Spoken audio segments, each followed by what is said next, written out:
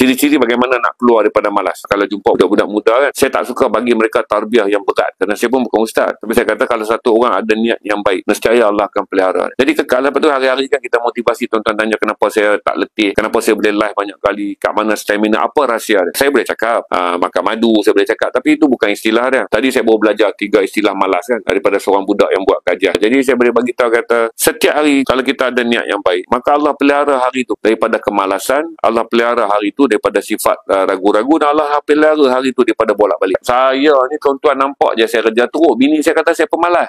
Tuan-tuan tak tengok time saya malas, tak nampak lah gambar bidik saya macam mana. Jadi tuan-tuan nampak saya rajin nak pada benda yang saya termotivasi. Iaitu satu, saya suka sharing, dan ini dah saya pilih jadi kerja.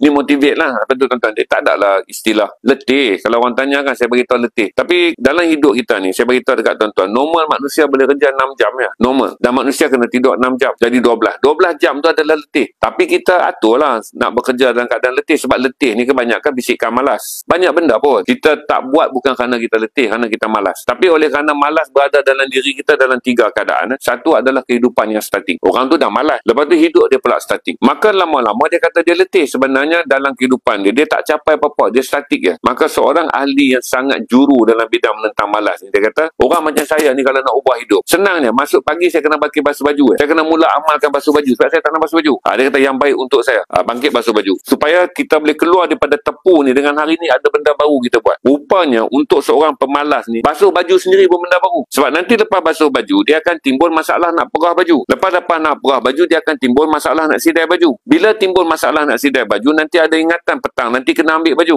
Maka orang yang mengalami titik tepu ni, saya beritahu lah contoh keluar satu hari tadi pasal dia mula committed diri dia basuh baju. Bila committed, dia kena make sure bersih. Bila bersih, dia kena perah dia kena sidai. Sidai dia kena kutip. Maka dia latih yang pertama menjadikan punca orang jadi malas dan kemudian merasa diri dia letih kerana berada di titik tepu. Tiada perunding. Orang bukan titik kejayaan. Orang ni tak menggerakkan diri dia kepada benda-benda baru. Yang kedua, apa yang dipanggil sebagai lemah otot. Kita rasa badan kita sakit-sakit. Saya tak tahu kata rupanya badan sakit-sakit ni tanda malas. Dia kata akan timbul apa dipanggil keregangan otot yang menjadikan kita rasa tak selesa. Kita rasa nak tidur kerana badan kita tu sakit. Kita ingat perlu rehat. Rupanya dia kata kesakitan sendi dan otot tu adalah kerana tak ada exercise. Maka orang yang kemudian rasa tubuh tak selesa, tidur menjadi malas ni adalah kerana otot dia ni perlu digerakkan. Maka kena exercise. Lepas exercise dia hilang, automatik dia rajin. Itu kata dia yang kedua. Ciri-ciri bagaimana nak keluar daripada malas. Perkara yang ketiga pula dia bagi tahu kata itu adalah jaga makan kita. Dia kata satu yang bagus tentang lapar ni, lapar tentang hantar kita notis tentang berbuat sesuatu.